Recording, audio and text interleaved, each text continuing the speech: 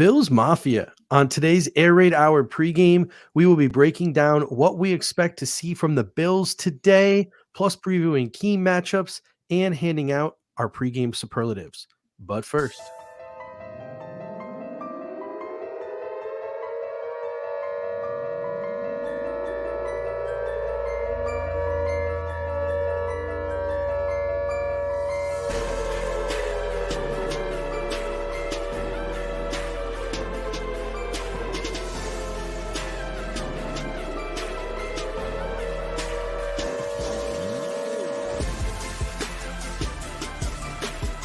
welcome to the Air Raid Hour, a Cover One Network podcast. Here are your hosts, Judge Mathis and Tilt Money.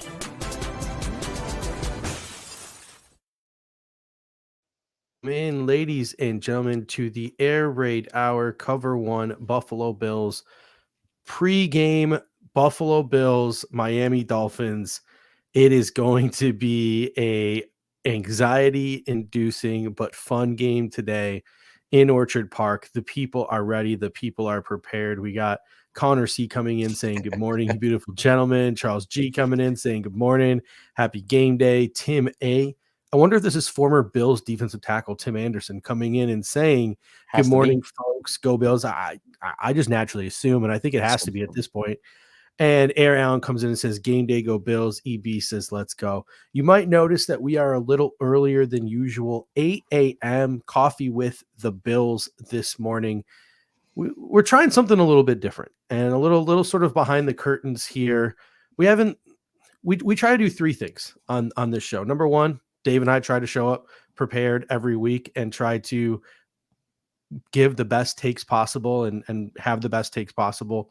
Number two, we try to show up every week and be as interactive as possible, get you guys in the comment section as involved as we can, make this a truly interactive show. But our third goal ultimately is to get as many people as we possibly can to also watch this show because that helps us and that helps the network as well. And we have been struggling with the ratings. Our ratings on the pregame show are generally a lot lower than some of our other live shows and some of the other with the way our other shows work on repeat.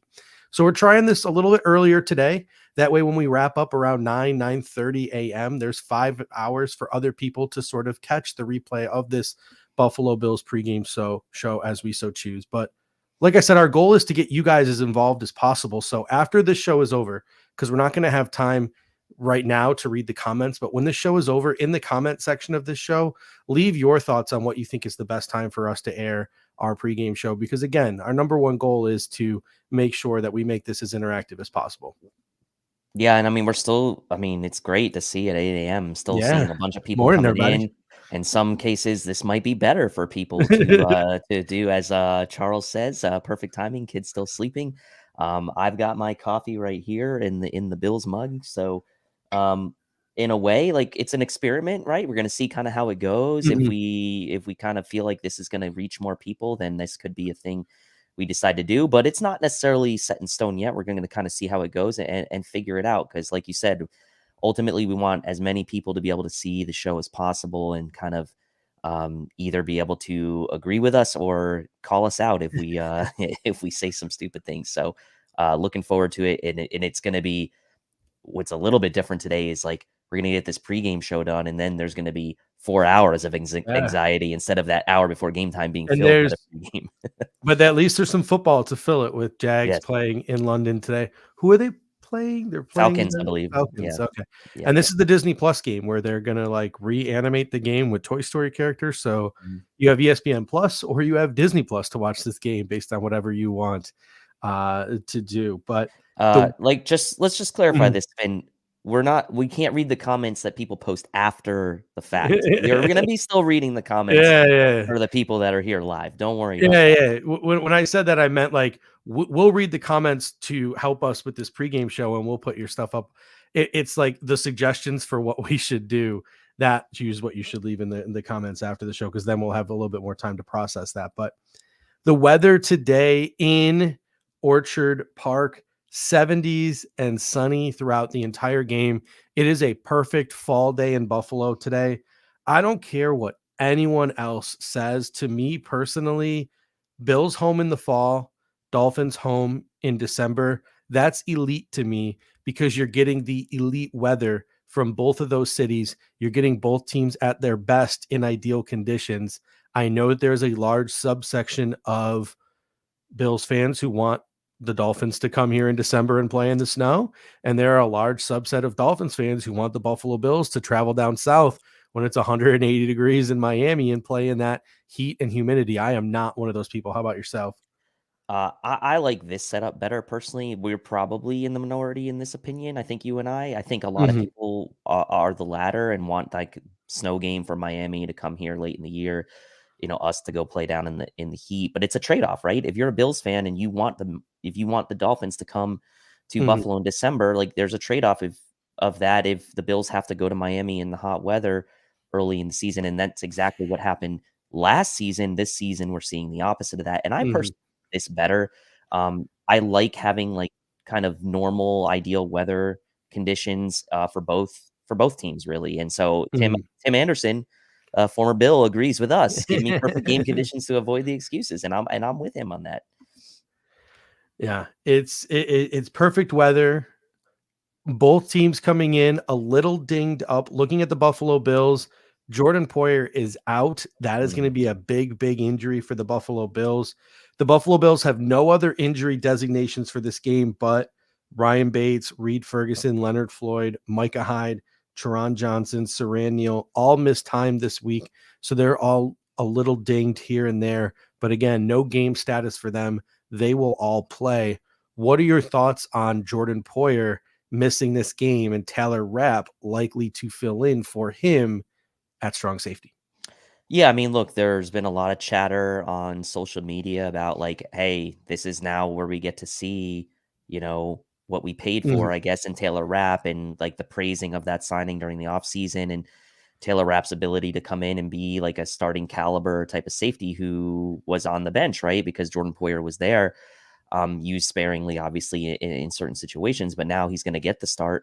Obviously, we love Taylor Rapp's ability to come downhill and make tackles. I think this game will probably be a little bit more wide open. However, let's not discount Miami's ability to run the ball. I think that's a sneaky topic that we're going to talk about is like Miami is a good running team, and we've seen that. So Mhm. Taylor Rapp maybe more of an asset in the run game. We'll see. I don't know that he presents that much more of a difference in ability when it comes to the passing game. Obviously, Yeah. Jordan Poyer has been very good at taking the ball away interception wise throughout his career. But I think as far as coverage and length and speed and things like that, it's not all that different. But like this is a big moment for Taylor Rapp to kind of come in and solidify maybe a future increased Mhm. role with the team, or maybe a future increased role with the team beyond 2023 if he plays well today. So look, I think for me, when I think about the safeties in a game like this, I think Micah Hyde's a bit more important Mhm. as a safety in this game. So if I was going to have to pick one of the guys to be out, it probably Yeah. would be Poyer. Obviously, don't want either to be out, but look, big moment for Taylor Rapp, big chance for him to kind of show his stuff. And look, it's a downgrade any way you look at Mhm. it because he's just not the same type of player as Jordan Poyer, but an opportunity for him to kind of maybe have his AJ Klein type of game, like we saw with AJ Klein against the Seahawks a couple years ago, that type of game, right? Where maybe lower expectations, medium expectations, and maybe he can Mhm. perform above. Yeah, Taylor Rapp, the athlete, I'm not really worried about. Like, I know that he's the kind of guy who can play up at the line of scrimmage. He can do a lot of the stuff that Jordan Poyer does. But the one thing that you're never going to be able to replace with Jordan Poyer is you're never going to be able to replace that experience that he has in the Buffalo Bills system. And one of the things that Sean McDermott likes to do, and I'm sure one of the things that he would have loved to do, and he probably will still attempt to do in this football game, is disguise his coverages. And when you have two players like Micah Hyde and Jordan Poyer, who are so in sync with one another. And you can even throw the cornerbacks, Trey White and Teron Johnson, into that as well. Like, these guys can communicate without really communicating. And when they're not on the same wavelength because there's somebody new in there like Tyler Rapp, it's going to make communication a little bit more difficult, despite the fact that he has been here the whole preseason, all of training camp, etc. So things are just going to be a little bit harder, a little bit different. And, the Buffalo Bills are going to be working out some of the kinks early in the game. But by the end of the game, hopefully they level off, and hopefully you're right. Like, he steps in and he shows exactly why the Buffalo Buffalo Bills paid him, and he has maybe a game that a player like AJ Klein has in the past, where the Bills have plugged and played a guy, and that player steps up in that situation. Looking at the Dolphins, they have quite an interesting injury report as well. Jalen Phillips is out with an oblique injury, their star young pass rusher. That's good for the Buffalo Bills. Safety Deshaun Elliott is questionable. Center Connor Williams is questionable. Tackle Teron Armstead is questionable. All three of those guys are expected to play, though. So Miami is expected to have its starting offensive line from left to right. So really the big injury here is Jalen Phillips. And as much as it stinks because you want both teams to be at their best, a little bit of a sigh of relief probably for Josh Allen with no Jalen Phillips playing in this game. Sigh of relief for Josh Allen. Obviously, that means that, one of Miami's premier pass rushers out, as well as the Bills with Von Miller not being in this game. And, you kind of go back to that draft where you had those two Miami defensive ends, Jalen Phillips and Gregory Rousseau. Mm-hmm. Obviously, Phillips goes ahead of Rousseau in that draft. Rousseau going to be the one to play today. So I wonder if there's a little bit of an underpinning of a different storyline here, or a storyline maybe we haven't necessarily talked about a ton going into this game. And that's kind of like the Jalen Phillips versus Gregory Rousseau storyline, both coming out of that draft, both coming from the same college. And Phillips not playing today, Rousseau will be playing, obviously, and maybe a chance for Rousseau to kind of not necessarily make his mark against Jalen Phillips, but to kind of maybe get a little more shine on his name from two guys from that same class and from the same school. Obviously, Rousseau going several picks later in that first round, but still in the first round. So, yeah, Phillips being out, big sigh of relief for Josh Allen, as we know, because he has been a nuisance to the Bills when he has played. So Pete comes in. Van Ginkel may still be a problem for Brown off the edge. And that's true. That is very true. Yeah, he has been playing well this year. All right, before we get into all the key matchups for today's game, a quick word from Greg and Aaron over at the Cover One Buffalo podcast on how you can best support us here at Cover One. Many people ask us the best way to support us here at Cover One, and that is to sign up to become a Cover One Pass member. That contribution helps give us the access to all the data and information we use to create the content that you love. And I think most importantly, brings you into our community of insiders. It's a great community based on Slack. I know a lot of people don't want to be on social media anymore or be in on those conversations. We bring all of it to you right in our great community of educated fans. And most importantly, you get access to our content creators. Even better than that, everybody loves merch. You get awesome t-shirts, a cool decal, and a letter from the Cover One team signed directly to you. All for $60. That gets you the entire season, next year's free agency and draft. $60. Click the link in the description. Cover One Insider. Become one today. Thank you, Greg. Thank you, Aaron. And of course, if you just want to help us out here at the Air Raid Hour, you can simply just smash that like button and grace us with your presence in the comment section throughout the show. We'll try to get up as many comments as we can. And if you think any one of your family members or friends or coworkers, etc., would like to participate in this show as well, simply hit that little share button, copy the link, email it, text it to friends and family. Word of mouth is also appreciated as well. And thank you guys so much in the comment section. And thank you guys so much for sticking with us here at the Air Raid Hour Cover One Buffalo Bills pregame. All right. The Buffalo Bills offense versus the Miami Dolphins defense. The biggest difference between 2022 and 2023 has got to be the change in defensive coordinator for the Miami Dolphins. They go from Josh Boyer, who Mr. Cover Zero, Mr. Throw the kitchen sink at Josh Allen, blitzkrieg style, to the founding father of the two deep shell in Vic Fangio. Josh Allen's last game against an injury-riddled late in the season Denver Broncos squad, 360 yards, 4 touchdowns, 2 on the ground. 67% too high shell the Miami Dolphins have run this year. That usage rate is third highest in the National Football League. Another week of Josh Allen facing a heavy 2 deep shell defense. Another test of Josh Allen's patience this week. Another test of Josh Allen's patience. And if you go back, if you go back to that game against Vic Fangio in 2021, Bills rushed for over 200 yards in that game. If you remember, Devin Singletary had the huge run for the touchdown late in the game. The Bills really ran the ball well. Maybe an underrated or overlooked part of that game where the Bills and Josh Allen himself had 4 touchdowns. The Miami Dolphins, with Vic Fangio at the helm this year, are, bottom 5 team in DVOA run defense, this year. They're 26th in rush defense this year. From a DVOA perspective. And so you look at that and you look at what Josh Allen needs to do and being patient today against a team that is probably going to be the biggest test of his patience, given that we do expect Miami to score a bit. But look, Josh Allen being patient, leaning on that running game, kind of like the Bills have been able to do the first couple weeks of the season. Obviously, we know James Cook is second in the league in rushing yards. And Josh Allen, as Charles says, we need to see a few more design runs. I don't know about that, but I do like Josh Allen improvising a bit more and running the ball a bit more. He's had really good running games against the Dolphins in the past. And I think even in that Denver game 2 years ago, obviously it's different personnel, he had a good running game as well. So to me, I think being patient, but I also think like maybe using his legs a bit more in this game to kind of like, if he wants to, from a mindset perspective, feel kind of like, okay, I need to be patient, but I still kind of want to be a gamer, so to speak, and kind of like live in the moment a bit. Like maybe use your legs a bit more than kind of throwing into coverage or throwing some like ill-advised balls. So that's kind of where I like to see the Bills lean. And that can kind of maybe help a little bit of that patience element if Josh kind of gets involved using his legs early on in this game. Yeah, I mean, if you look at it, the Miami Dolphins are going to be dropping a lot of guys into coverage. They run more man than zone, so that would also serve Josh Allen well in terms of scrambling. Obviously, when those guys turn their backs to the football, that is an opportunity for Josh Allen to run. So seeing Josh Allen run the football might be something we see more of in this game. I'm looking at some other statistics from SIS. Obviously, I mentioned 67% too high shell usage rate from the Miami Dolphins, 68% light box usage, second in the NFL.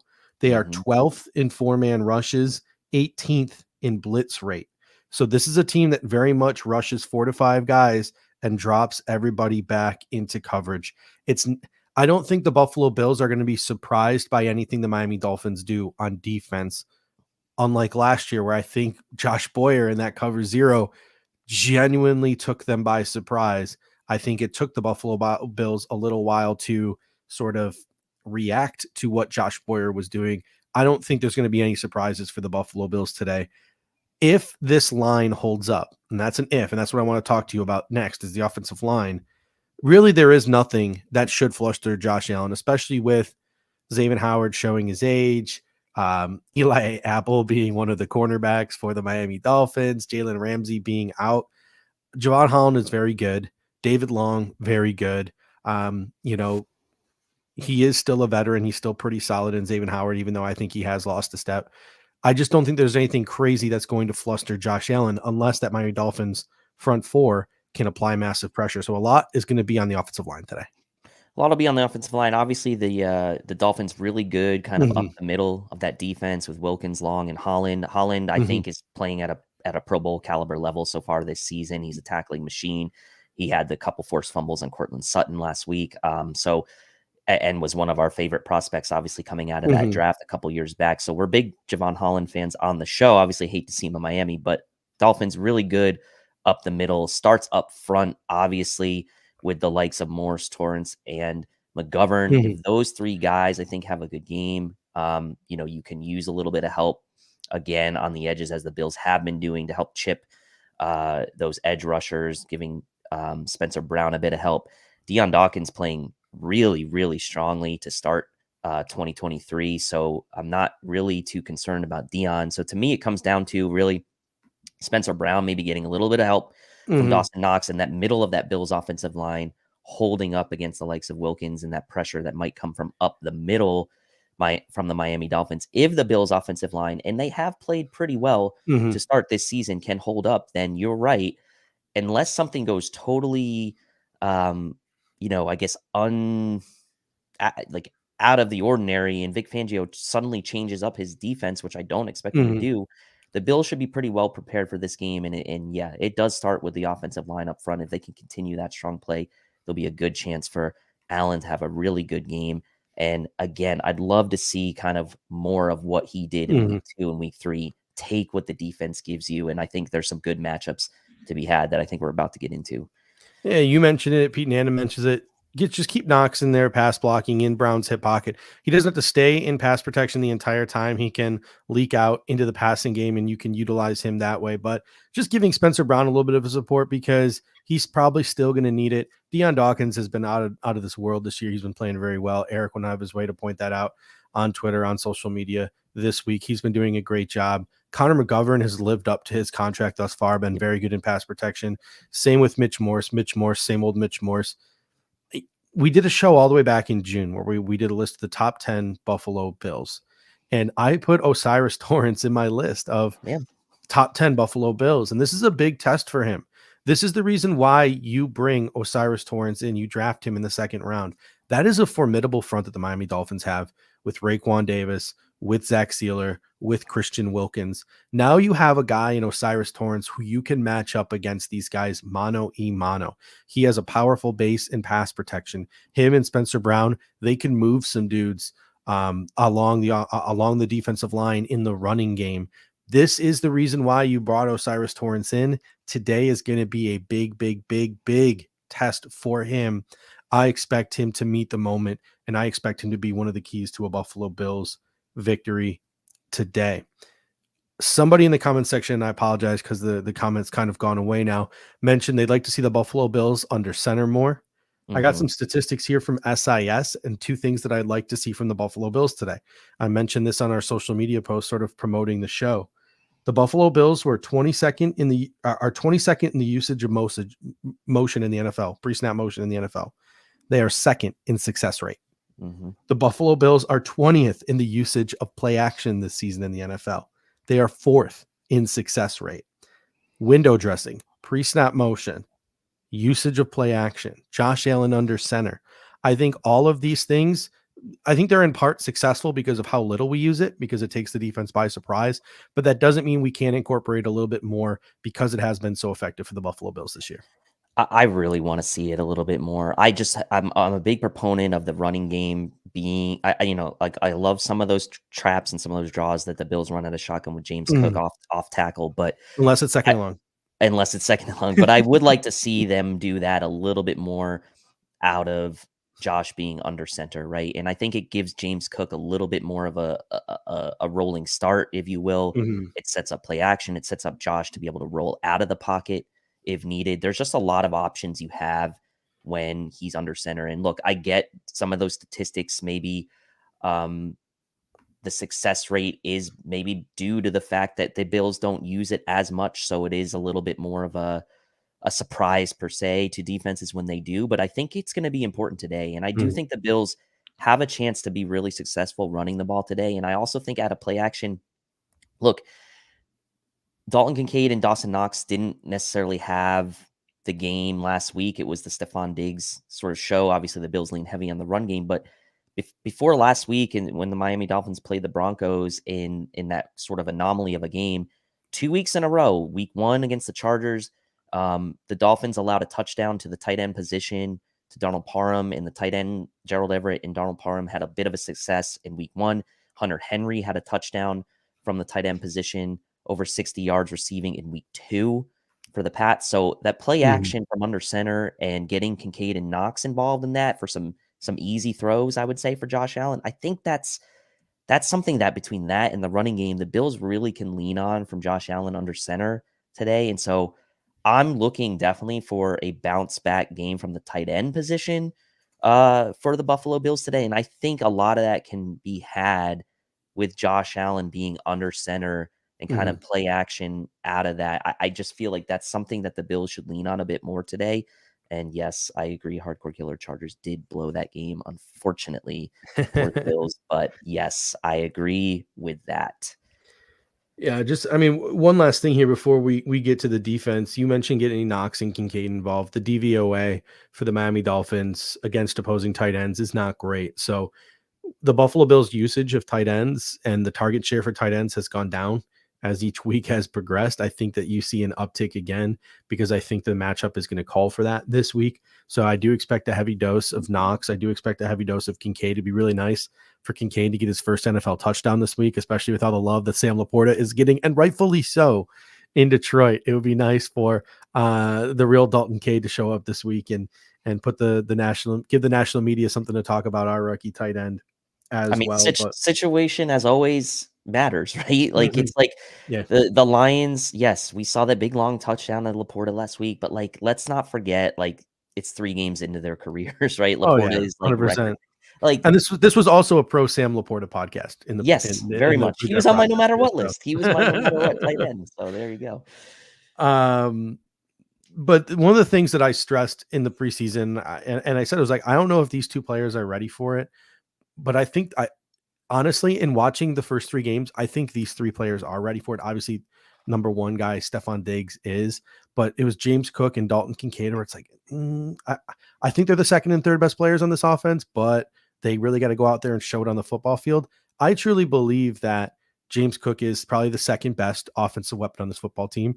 And honest to goodness, like he's going to get better and better and better as the weeks and the years progress. But I honestly think an argument can be made that Dalton Kincaid is the third best weapon for Josh Allen on this offense, ahead of Gabriel Davis, ahead of Dawson Knox.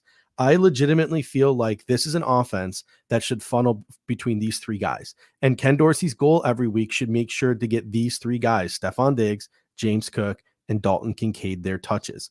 I think Gabriel Davis is a great weapon to have on your offense. I also think he's an auxiliary weapon, not an alpha weapon. I think Dawson Knox is a great weapon to have on your offense. I just happen to think he's an auxiliary weapon, not an alpha weapon. The other guys, they're even more auxiliary weapons. Guys like Damian Harris, guys like Latavius Murray, guys like Trent Sherfield, guys like Khalil Shakir, guys like Deontay Hardy. The offense should funnel through these 3 guys, and I really hope that we start to see that this week. Right now, the target percentage, 30% of the Buffalo Bills targets on offense go to Stefon Diggs. The next highest is Gabriel Davis with 14%. I love the fact that we're feeding Stefon Diggs, but I don't think that that's sustainable. And I think the Buffalo Bills need a second guy to step up, whether that's James Cook, whether it's Dalton Kincaid. They really, really, really need a second guy to up that target share percentage. Well, and I think obviously James Cook in his second year, he really has become the second weapon, right? And like that experience has really helped him playing that good ball the latter half of 2022. You've really seen, okay, Stefon Diggs is the alpha. James Cook now in his second year has really become the second primary weapon. And I think what you see as you go, 3 weeks into 2023 is Gabe Davis is probably still the third weapon at the moment, but we also have to remember Dalton Kincaid's still a rookie and Dawson Knox is still a good player in his own right. So I don't disagree with you that the offense really should funnel through those 3 guys, but I think it's a transitionary period at the moment. I think that Ken Dorsey's still trying to figure out how to kind of best utilize Kincaid, and we've seen it in spurts, and maybe today, as Charles says, is a breakout game. But I think the veteran presence of Davis and Knox has lent itself to a lot of options for the Bills, right? When it comes to who is going to be that secondary weapon any given week. Obviously, Diggs and Cook should be the 2 main guys. And I do think eventually Kincaid will be that kind of third funnel, if you will. But I don't mind it right now where it's a little bit of an unknown, whether it's going to be Knox or Davis or Kincaid on a week-to-week basis, as Kincaid kind of still gets up to speed and becoming like that sort of bona fide guy only three games into his career. So the trajectory is there, and I think it will happen eventually. But I do like the fact that the Bills continue to rely on guys like Davis and Knox as guys to help, Kincaid along as he gets up to speed. So it's a good situation for the Bills, to be honest. 100%. Transition now to the defense and the Miami Dolphins offense, which is obviously the talk of the town right now. Tua and Josh McDaniel, they are absolutely clicking. On offense, they have weapons galore, from Tyreek Hill to Jalen Waddle to Raheem Mostert to Devin A. Chan, not A. Chain, A. Chan is what he said this week. Robbie Chosen, I thought it was Chosen Anderson. Apparently it's Robbie Chosen and Braxton Berrios. This is an offense that has speed that kills. What are your thoughts on what the Buffalo Bills have to do to slow down this Miami Dolphins rushing and passing attack? The speed. Let's start with the speed. How do we slow this team down? Well, I think for one, like you can't give up big plays, right? Like you can't let them get behind you. So you're going to give up yards. I mean, there's no doubt about that. To me, like you're not going to necessarily slow the speed down, but you can force the speed to kind of run a ton of routes. You can force them to really drive down the field using long drives, kind of try to wear them out if you can over the course of the game. I think keeping everything in front of you is critical. What you don't want is for that speed to get behind you, hit a big play, hit a scoring play, and then like there's no energy expended, right? So I think one of the things you can do if you're the Bills, you have to keep everything in front of you. You have to be fundamentally sound today. Like you can't miss tackles. You can't give them free yards. The Miami Dolphins are going to move the ball. Like they're going to move the ball. They're going to hit some plays. But if you're the Bills, the one thing you have to do to neutralize the speed a bit is you just have to be coming up, making sure tackles. You can't miss tackles, and you have to keep things in front of you. And I think over the course of the game, if you do that, and even if Miami kind of drives and has some sustained drives, make those guys run a ton of routes. Make those guys expend a lot of energy, so that by the time like the third and fourth quarter comes around, that maybe that speed is still there, but maybe it's not quite the juice it had early in the early stages of the game. And I think so. To me, that's the key. Like we saw last week, Tyreek Hill get that 50, 60-yard touchdown on like the second or third play of the game against the Broncos. And it was like the route was on. Like you can't do that if you're the Bills this week. Like make them have a 10, 12 play drive. Like Tyreek Hill's going to get his 10 whatever catches, his 15 to 18 targets. But like if those 10 to 15 catches are in the likes of like what Devontae Adams did, right? In the Raiders game where it's like 8-9 catches for 90 yards, like you're going to take that against Tyreek Hill. So keep it in front of you, make him expend energy, make him run a ton without really hurting you. And that to me, that's the critical piece in like kind of neutralizing the speed a bit. Yeah, I've seen a couple people now in the comment section, Charles G included. To me, I think that the game plan, if you're the Buffalo Bills, has got to look a lot like the New England Patriots game plan in week 2. I know the Patriots lost that game, but I thought that their defense acquitted themselves quite well. And I was joking at one point during that game that I think the Patriots invented a new defense, the 3 deep shell, because they were playing a 3 safety defense, and they have a lot of safeties there in New England to do that. It would have been nice to have Jordan Poyer this week, because maybe you can get Tyler Rapp onto the field. You can maybe get into some like dime looks. But I think if you're the Buffalo Bills today, your focus needs to be, at least when defending the pass, and it becomes a lot more difficult because the Miami Dolphins are very good at running the ball now. We're going to get to that in a moment. But if you're the Buffalo Bills, take the middle of the field, take the deep parts of the field away, force Miami to dump the ball off, make them take the stuff underneath, make them take the stuff in the flats, make them beat you with their run game, make you beat them in the flats, make them dink and dunk their way down the football field. Again, when other teams do it, it's dinking and dunking. When the Buffalo Bills do it, it's death by 1,000 paper cuts. We got to remember that. And then make the Miami Dolphins deliver in the red zone, where speed is not as much of a factor. It's still a little bit of a factor going left to right, but when in terms of going north to south, that speed factor goes away once they enter the red zone. The goal today shouldn't be to keep the Dolphins off the scoreboard. The goal should be to get the Dolphins to kick a bunch of field goals. And red zone defense, as Charles and you just mentioned, is going to be critical. Like that horizontal speed can still have an effect in the red zone. Miami's been awesome with movement horizontally in their offense this year as well. Red zone rushing defense, I think, is really important. The Broncos were really bad at that. Obviously, they were bad at everything a week ago, but let's not forget about that Miami run game. They can still hurt you down in the red zone. Mostert and Asheen. I thought it's Achan, right? Is that what Achan? What? I don't even know. It's like I feel like I hear a different pronunciation every week, but it's not Achan. It's not Achan. Okay, fair enough. That's all I know. Yeah. And you're not going to hold them to a field goal every time either, right? We have to accept that. I think if you can kind of hold the Dolphins to somewhere in that, honestly, into that 24-point range, like 20 to 24-point range, then you have a really good chance to win the game if you're the Bills. So look, it's not going to be like it was against the Raiders and the Commanders, right? Like it's just, I would be shocked if it was. If it turns out that way, amazing, but I just don't see that. So like if you can kind of keep the Dolphins in that 20 to 24 point range, hold them to a couple field goals, maybe 2 to 3 touchdowns in a field goal or 2 touchdowns in a couple field goals, like you're going to be in really good shape if you're the Bills. Obviously easier said than done, but that's got to be the game plan.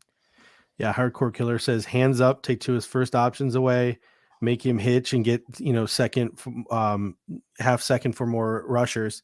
I agree. I mean, but easier said than done. But I think if you're the Buffalo Bills, your game plan needs to be disrupting on the interior, getting your hands up, trying to bat balls, trying to muddy the passing lanes, right? Like you want to have like these giants that you have along their defensive line, get their hands up, make it a little bit more difficult for Tua to seat on the field. I'm not afraid of off script Tua.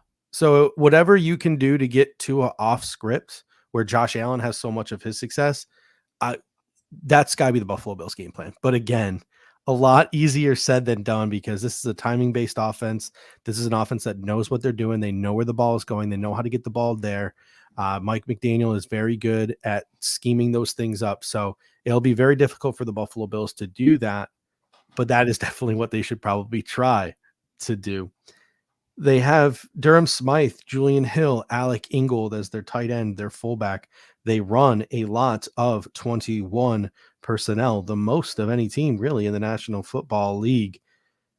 Their offensive line from left to right, Teron Armstead, who's questionable today but will likely play, Isaiah Wynn, Connor Williams at center, who is also questionable but likely to play.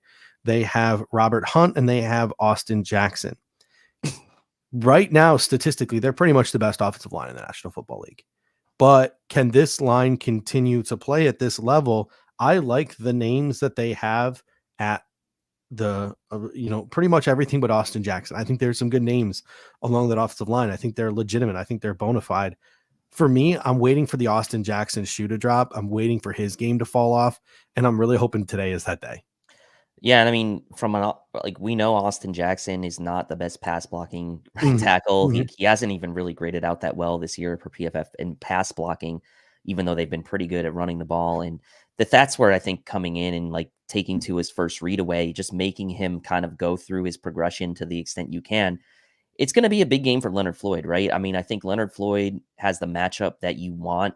We saw how effective he was coming off the edge last week from that left end position against the right tackle, Wiley of the Commanders. And if that's the case today, and he can do that to Austin Jackson, if you think about mismatches from the offensive line to the Bills defensive line, that's the one that stands out to me the most. So it's all going to come down to what the Bills can force Tua to do through his progression. If Tua is still getting the ball out in his first read, that's really going to neutralize Floyd anyway, because Austin Jackson's not going to have to block for very long. So you just have to make Tua hold the ball as much as you can. Obviously easier said than done. He's been, like, I think Uber put the stat out, like the quickest snap to throw per second in the league this year. It's like just over 2 seconds. It's insane how quickly he's getting the ball out. So even another second or two, just getting him to have to go off that first read and giving Leonard Floyd a chance against Austin Jackson really could be a big difference. Yeah, again, easier said than done, but whatever the Buffalo Bills can do to get Tua off his first read, to get him off script, to get him out of the pocket, please, Sean McDermott, figure out a way to do that. Looking at the Miami Dolphins and looking at some of the metrics from Sports Info Solutions, SIS, the Miami Dolphins are first in the NFL in 21 personnel usage. That is 2 backs. That second back is oftentimes Alec Ingold, their fullback, a tight end, and 2 wide receivers. They really only run 2 offenses because their only other offensive package that they have used this year is 11 personnel. So there really isn't a lot of variance. It's 21 or it's 11 for the Miami Dolphins. Their success rate in 21 personnel is 4th in the NFL. Their success rate in 11 personnel, 3 wide receivers, is 1st in the NFL. This is a big, big, big test for the Buffalo Bills nickel-based defense. We saw week 2 against the Raiders, the Buffalo Bills brought Tyrell Dotson onto the field. I don't know with Miami Dolphins speed that you see them do that again and take Teron Johnson off the field. So it's going to be a challenge for the Buffalo Bills to stop this Miami Dolphins run game, especially out of these heavy personnel packages that they use, 21 personnel. Yeah, and as much as we've been praising Terrell Bernard, and rightfully so, right? He's going to have to be he's going to have to be ready to come on the run D today, right? I mean, he's been good at kind of filling those gaps and being where he needs to be, but this is going to be a different test today. Terrell Bernard, he's got his praise, and like that hopefully will continue this week. He needs to be a force in run D today. And like you said, Taron Johnson probably not coming off the field much today. So he's going to have to chip in from the run D. I like the fact that we've got Taylor Rapp as that kind of guy filling in for Poyer. Obviously would prefer to have Poyer, but I like Taylor Rapp as well.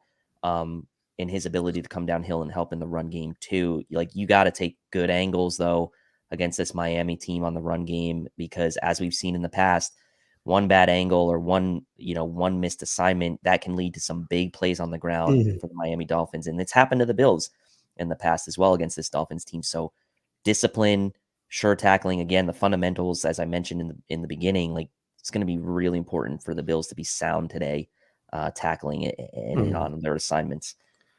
Yeah, 154 snaps this season for the Miami Dolphins utilizing pre-snap motion.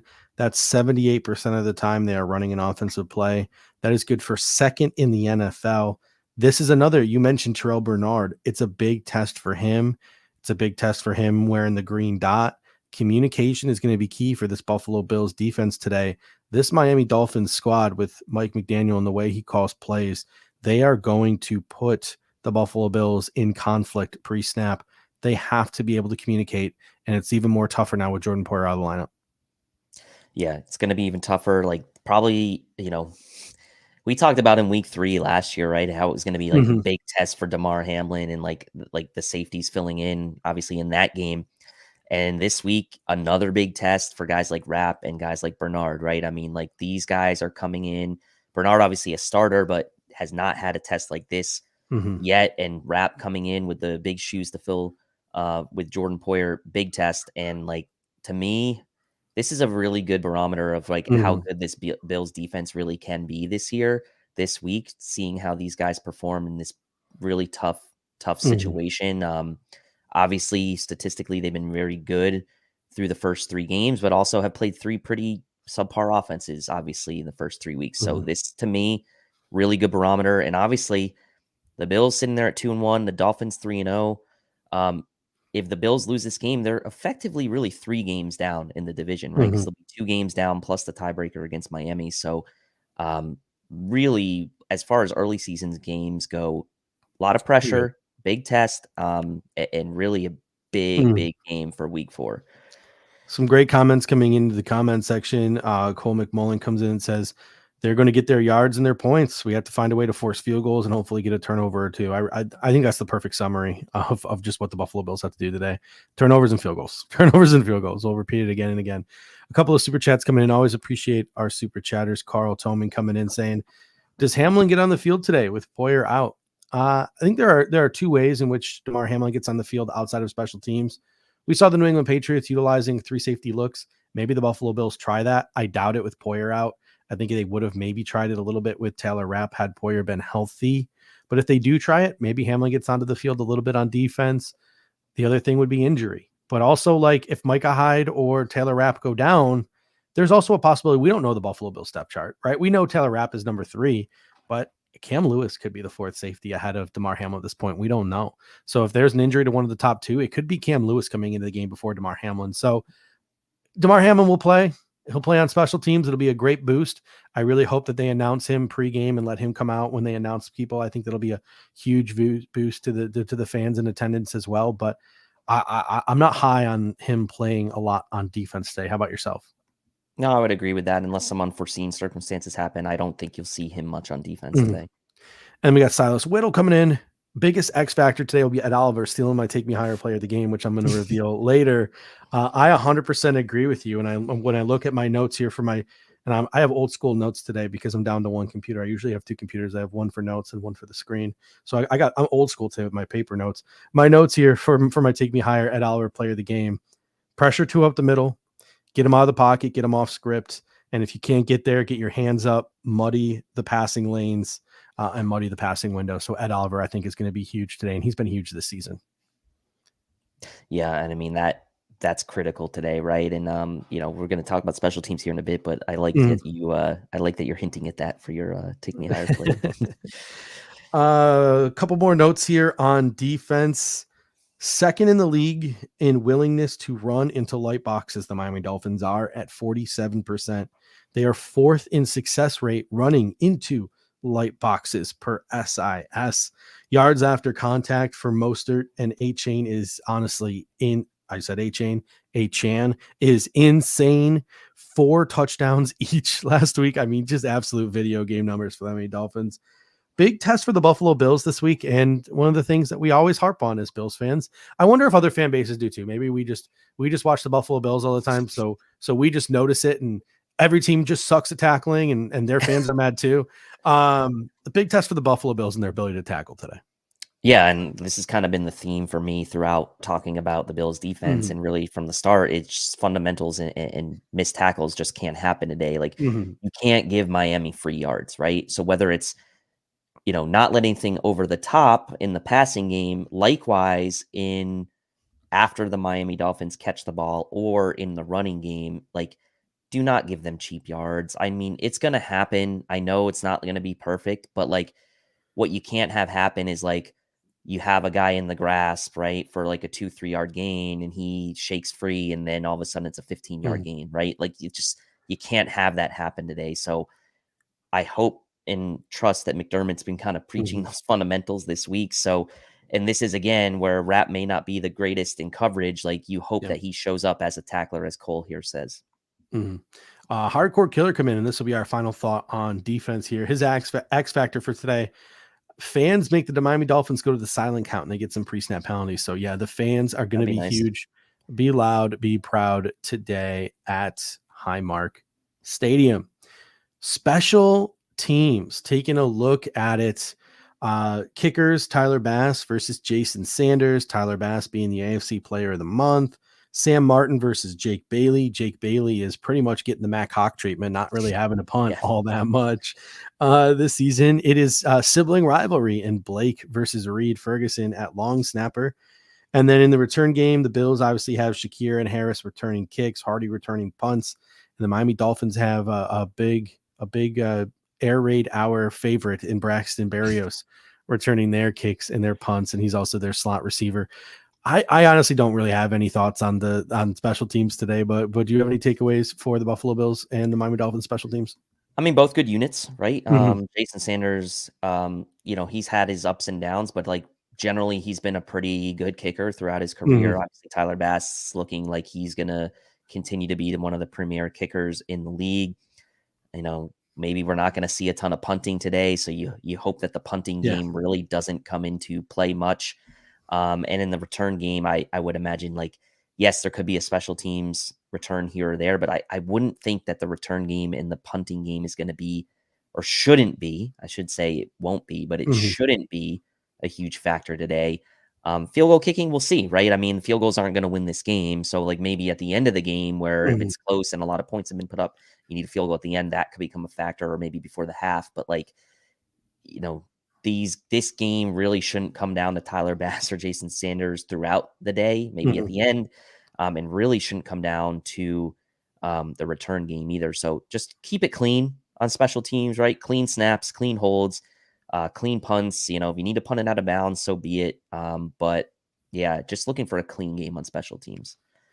All right. Before we get into our pre-game superlatives, this show is brought to you by Picasso's Pizza. 4 great locations in Williamsville, West Seneca, Lancaster, and Blaisdell. Buffalo Pizza since 1980. You can order online at picassospizza.net. And if you're an out-of-towner like us, you can even get it mailed to your home. And I can tell you from experience, it is just as good as getting it fresh from the restaurant. Again, that is picassospizza.net.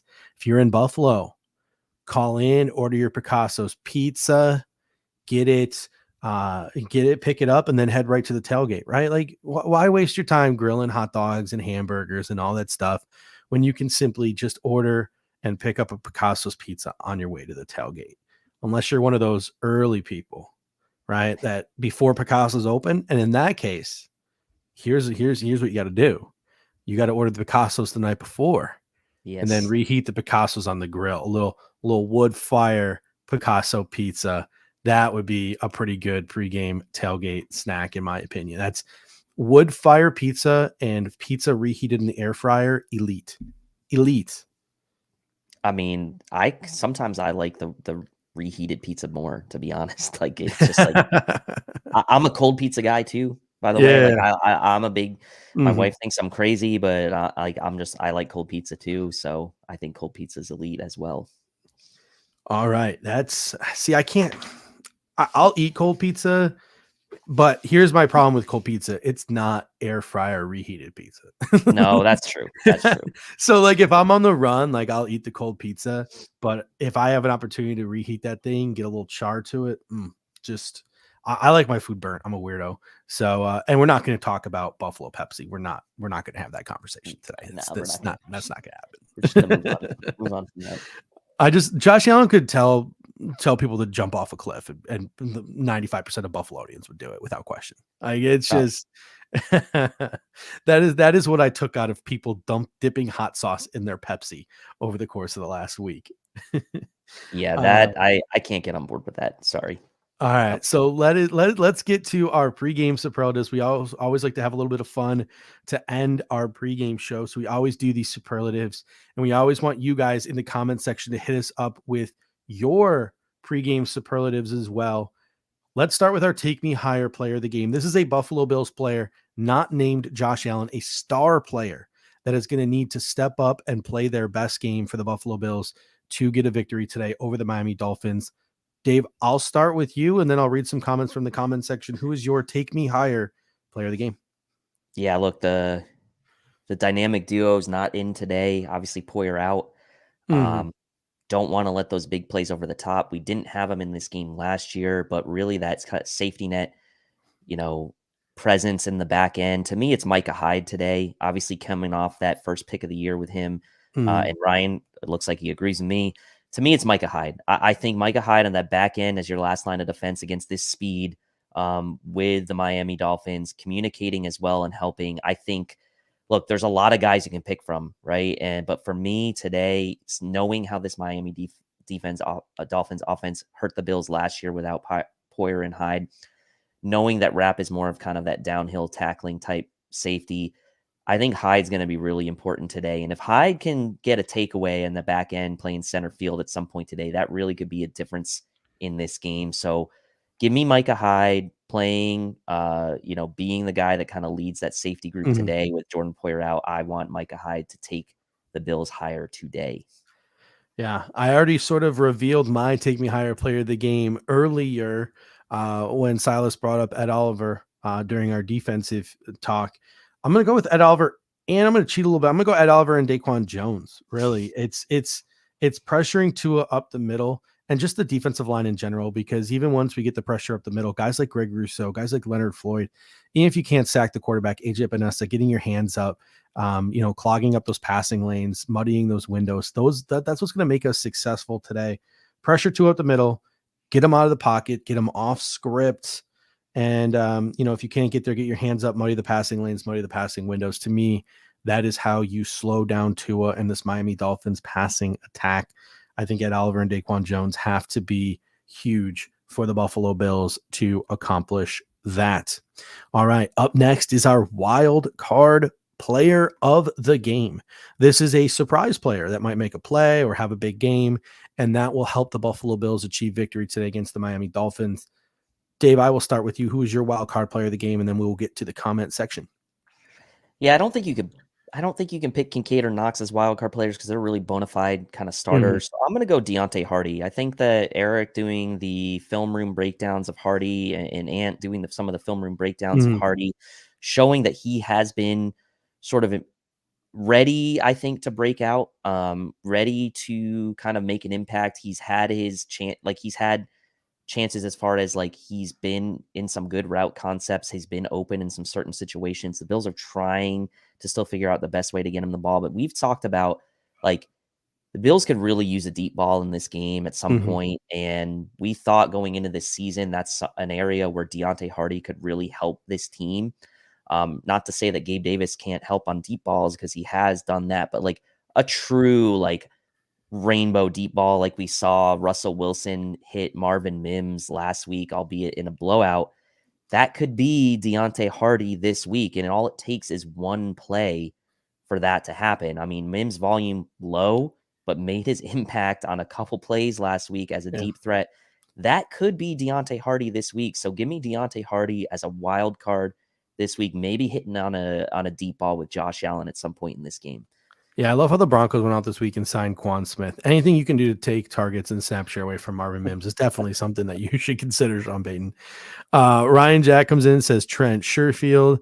Hardcore Killer comes in and says Trent Rapp for me. Roy Collins comes in and says Pat's held him to 24. No reason why we can't as well. I'm going to stick to the defensive line with my wild card, and I'm going to go with AJ Epinesa. Nice. He has a history of dominating Austin Jackson. He did so in college when he was at the University of Iowa, had that epic 4-sack game on Austin Jackson in the Holiday Bowl in San Diego. He's also had some plays against the Dolphins the past couple of years. So I'm going to say AJ Epinesa strip sack that flips the field and gives the Buffalo Bills a short field today. That is my bold prediction / wild card prediction for this game. And Spin comes in and says, yeah, he's one of the guys over the past couple of years that have taken Tua out. So he's gotten to Tua. Like he is one of the few who have gotten to Tua. All right. Up next is our respect you player of the game. This is an opponent that you have to respect in order to win the football game. And I'll tell you what, like, I'll give them their flowers. There's about 15 guys you could pick from this Miami Dolphins team. Yeah, this is a tough one, but I think that I'm gonna go. Look, everyone's gonna talk about Hill and Waddle, and I get that in Tua, right? And their prowess in the passing game and kind of keeping that speed in front. But I think to me it's Mostert. Raheem Mostert is the guy that I think you really need to respect. I think he doesn't get talked about a lot as one of the top upper echelon running backs in the league, but when he's right and when he's healthy and he's running behind this Dolphins offensive line, it's a great fit for him. The system's a great fit from him. He's got the speed to kind of break long runs. And to me, if you're the Bills, yes, you obviously have to focus on Hill and Waddle and those guys you are, respect you players, obvious cases. But to me, I think you really got to respect Raheem Mostert as well. And if you want to cheat a little bit for me as well, throw a Chan, I guess, into the mix as well. But Mostert is the guy that's going to start it out right for Miami. So slow him down. You got to respect him, though. He's a good player, and he's been successful in this scheme. So for me, it's Raheem Mostert. Yeah, we got Charles G coming in saying Waddle, Brendan P coming in saying Wilkins, Ryan Jack coming in saying Tyreek Hill, Jalen Waddle, Mr. Yogami coming in saying Achan and Mostert, right? And Spin says Achan and Mostert, pretty much just their run game. Roy Collins says it's McDaniels. Charles G says Waddle kills us every freaking time, right? So the Dolphins running game, all of these various different things. I'm gonna go with Tyreek Hill, and I'll get to him in a moment, but I also want to give flowers to some of the players that they have on defense. Javon Holland has been one of my favorites. I was pounding the table to take Javon Holland in the first round of the year we took Greg Rousseau. I'm happy with who we wound up with. People like literally were like laughing at me, like, you're gonna take Javon Holland in the first round? Like, damn right I would have taken Javon Holland in the first round. He's proven, even though he was taken in the second round, that he was a first round caliber player. He is a very good safety for that team. He's very good on the back end for them. And up front on that defensive line, Christian Wilkins, Zach Sealer, Raekwon Davis, like they are very, very good up front. They are very stout up front. They can push and they can collapse pockets. So I want to give them their flowers. But Tyreek Hill, I just go to, I was listening to Kyle Shanahan post game after their game last week, or it might have been in his pregame. But I was just watching Kyle Shanahan get interviewed this week, and they asked him about Mike McDaniel, and he pointed out just the masterclass that Mike McDaniels has been putting on this year, getting Tyreek Hill free releases, and other teams like the Rams with Tutu Atwell and other teams around the league are already copying what Mike McDaniels is doing, getting Tyreek Hill free release off the line of scrimmage. But it's not just Tyreek Hill's free release it's not just his speed that is so dangerous, right? It is his ability to control that speed, his stop and start ability, his agility that goes along with his speed, all the different things, the way he can release off his stems, like all of that is what makes Tyreek Hill such an absolutely special, such an absolutely dynamic football player. He's practically unstoppable with that speed, and he is what drives that offense. So if you can somehow eliminate him, yes, Jalen Waddle is good. Yes, Raheem Mostert is good. Yes, Devin Etienne is good. Like, I get it. But if you can stop him, I think it gives you your best opportunity. It's not a coincidence that he had like 49 yards receiving when the Dolphins put up 24 points against the New England Patriots. Like, there's something to be said about that. The Patriots somehow found a way to minimize him in that game, and that is where the Buffalo Bills found some success. All right, on to our hottest take of the game, our fire sale. This is our hottest take heading into the Buffalo Bills versus Miami Dolphins football game. Dave, let's start with you. What is your hottest take of the game? And then we'll get to the comment section. Yeah, I think last couple of weeks, right? Josh Allen's only run the ball 6 times combined in the past 2 games. Obviously, he was pretty effective in the couple times he ran it last week against the Commanders, only 7 yards the game before against the Raiders. I think you see a big Josh Allen running game today. And that doesn't necessarily mean design runs, but I think some off script runs for him. I think Josh Allen goes over 70 rushing yards today on his own, and becomes a key critical X factor into the Bills potentially winning and hopefully winning this game. Josh Allen, big day on the ground with his legs and kind of offsetting maybe, the thought that he needs to force the ball through the air. He's going to make up for it with his legs, and he's going to go over 70 on the ground. Ryan Jack comes in, says Benford pick 6. Brendan P comes in, says 2 fumble recoveries for the defense.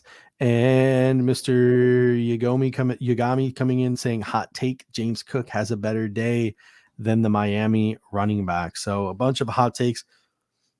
I am now, for the 4th week in a row, going to go with the same hot take. And people are giving me a hard time every week. They give me a hard time for this hot take. I am trying to manifest it in reality. And every week people tell me it's not hot enough. It's not spicy enough. Well, apparently it is, because the Bills have yet to achieve my hot take, and I'm trying to manifest it into reality. I, honest to goodness, actually think that this is the week that it happens. But my hot take for the 4th week in a row, Dalton Kincaid and Dawson Knox combined for 10 plus catches, 100 plus yards, and a touchdown. Like, please feed these tight ends. I want to see them be an integral part of the game plan. I want to see Dalton Kincaid have his best game. I want to see Dalton Kincaid in the end zone. Like, that is my hot take for today, is get these dudes involved. I think that they are the mismatch that you need to be successful on offense today and to help you win what is probably going to be a shootout with these Miami Dolphins. All right, that leads us to our final superlative, taking you back to the future here with our game predictions. Dave, in a moment, I'm going to have you paint a picture for us, what you think is going to happen today. And then we'll get to the comment section with their predictions. But what do you think is going to happen today? Paint us a picture. Yeah, I think, like I said in my hot take, which apparently to Charles is an elite mild take. That's fine. That's fine. I'm okay with that. We're not hot enough in this. You want me to say Josh Allen 100 yards on the ground? Is that okay? So look, I think the Bills' running game is key, right? I think the Bills have been running it great so far this year. James Cook, obviously a big part of that, but I think you see it all come together today. James Cook, Latavius Murray, Josh Allen on the ground, really having a big day today. And I don't think that means that all of a sudden the passing game is not going to be there. I think it's going to take all hands on deck on offense. That's a running and passing game today. I think the Bills will do enough to keep Miami out of the end zone a couple times. I think it's going to be tight. I think ultimately the Bills will pull it out in the end, because I think their defense is just significantly better than Miami's. And while we have been sort of preaching this is a big test for the Bills, it's also a test for Miami, as folks have pointed out in the comment section, for Miami's offense and really for Miami's defense. And I think that's really where the Bills have the biggest advantage, is their offense against Miami's defense. The Bills should be able to score a lot of points today, and I think that ultimately that comes down to being the difference. Bills 34, Dolphins 31. All right, we got Brendan P coming in saying Buffalo 30, Dolphins 29. Ryan Jack coming in saying Bills 31-24. Allen throws for 300. Justin Tyndall coming in saying Josh owns the Dolphins. There you go. 34-31, just like you. Charles G wants it to be known that he was really just yelling at me. He says that was for Judge. I agree with you, Tilt. Pete Nana comes in and says Bills 31, Dolphins 21. Roy Collins says 30-24. Bills. Charles G says first to 30 wins. Hardcore Killer comes in and says Bills 34-31, late field goal by Bass. Knox and Kincaid 2 touchdowns. Nice. And then Air Allen coming in and says Tua throws 2 picks and loses 1 fumble, and he puts the Bills over the top 31-27. Let's go. Renaissance Man, Bills 34, LOL Fins 24. My prediction, I think both defense struggle for answers today. Sean McDermott's doing a lot this year to sort of, disguise which 4 guys are blitzing, right? And he's giving people a hard time. It's a little bit different from Leslie Frazier. But at the end of the day, the Buffalo Bills are a nickel defense. I don't think the Buffalo Bills are going to do anything that's really going to surprise the Miami Dolphins. Just like Vic Fangio is a 2-deep shell guy. And I don't think he's going to do anything that's really going to surprise the Buffalo Bills. I mean, both of these defensive minds, in Sean McDermott and Vic Fangio, they pride themselves in the fact that the offenses know what they're going to do, but can't be effective anyway. But I think that these 2 offenses are just too good. So I think that the defenses on both teams are going to struggle for answers in this game. I think that ultimately the Bills end up driving for a game-winning field goal as time expires. I personally don't survive this game, so you're going to have to find a new host for the post-game show. Bills 37, Dolphins 34. And Connor C comes in and says Buffalo loses, sadly. Listen, it's definitely not my most confident of predictions, but like I said, as long as Josh Allen is the quarterback, I will never make the mistake of picking against the Buffalo Bills again. I think the Buffalo Bills have a chance to win every single game that Josh Allen is quarterbacking, regardless of the opponent. And as a Bills fan, I will always pick them, but I'm not going to be mad at any of the reporters on TV today, any of the national pundits. When that score bug is built is Dolphins. Honestly, that's just good karma. So the more people that want to pick the Dolphins today, especially on the national side, the better, in my opinion. Yeah, Bills need a little bit of that chip, and they, obviously they don't need them. They don't need much. Everyone's been talking about the Dolphins' 70-point effort against the Broncos. Bills obviously had a great game last week against the Commanders, a little bit overshadowed by the chatter on the Dolphins, and there will be probably most people picking the Dolphins today to win. So if the Bills can use that to their advantage, so be it. All right, ladies and gentlemen, thank you so much. We really appreciate it. You can catch this show on repeat all the way up until 1 p.m. So if you missed any parts of the show, rewind and you can watch. If you have any friends, family out there that you think would enjoy this pregame before the Bills kick off at 1 p.m., please share it with them. Smash that like before you head out of here as well. Do not forget that the Cover One postgame show will be live after the game with Greg and Aaron. They always do a great job. And then we will be back tomorrow at 9 p.m. Hopefully it will not be a therapy session, and it will be a celebration of the Buffalo Bills going 3-1 and getting themselves back to 500 in the AFC East. Dave, any final thoughts before we head out of here? No, just like U.S. is getting smashed in the Ryder Cup. So obviously this morning's already kind of like filled with anxiety and shame. So look, the next, just under 4 hours, let's try to keep ourselves distracted, get some meal prep, whatever you got to do. Like just gotta keep yourself. We got this game to watch that we're about to come up. Yeah, we got this 9:30 kickoff, and you have a choice now. I'm going to ask you what your choice is going to be. Is it going to be traditional broadcast on ESPN Plus, or are you going to go with the Toy Story broadcast on Disney Plus? Where are we going here? I'm going traditional. My daughter's still a little bit too young to kind of have gotten into the Toy Story phase yet, so I will be going traditional. Yeah, my only thing my daughter watches right now is Miss Rachel. I don't know if you guys have the Miss Rachel on the YouTube, but watch that a lot. She's really into the Icky Sticky Bubblegum song. Like, every kid is, man. Stuck in my head. I think that's the worst. The worst part of parenting is the fact that I now have to watch all of these shows. But I digress. We try to limit the screen time. She only watches 20 minutes a day. But ladies and gentlemen, thank you so much. Super appreciate it. I'll be watching the traditional broadcast as well. And until next time, ladies and gents, go Bills. Go Bills. Thank you for watching tonight's episode of the Air Raid Hour. Make sure to hit that like button on the way out. If you are catching the show on demand, leave a reply in the comment section and we will respond over the course of the week. You can always listen to every episode next day on all major podcasting platforms, including Apple Podcasts and Spotify, by searching Air Raid Buffalo.